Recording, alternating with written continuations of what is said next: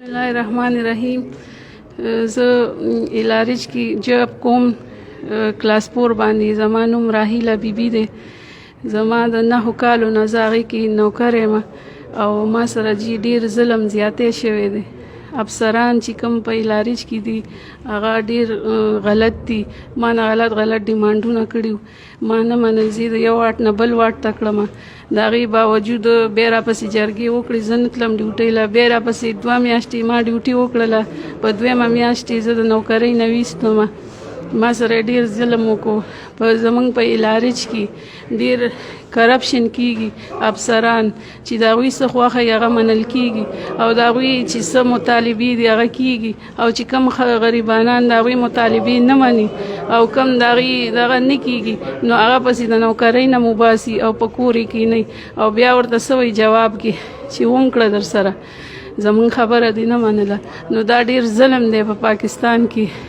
د دې ظلم تپوس دې وشي، د دې غریبانانو انصاف دې لور کی او نور زمون. هلو، زما دا تاسو ته خواست دی وزیر اعظم صاحب ته، چیف آرمیس او نور چې کومې ادارې دي چې په الاریج کې کمې کاتی کیږي، د زنانو ذات سره کم هراسمنټ کیږي، د دې تپوس وکړی شي، د دې معلومات وکړي او د دې څه حل وباسي، ځکه چې دا ډیره بې مناسبه ده او ډیره ناجیزه ده. د هر چا واړه بچي دي، خلک د خپلو بچو دپاره روتي دي، د خپلو بچو دپاره محنت کوي او هغوی دپاره مزدوري کوي، خپل لغه کوي.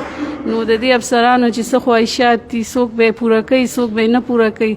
هر سړی څوک به داسې لکه د افسرانو په شان، څوک به د ښه کورنۍ نه.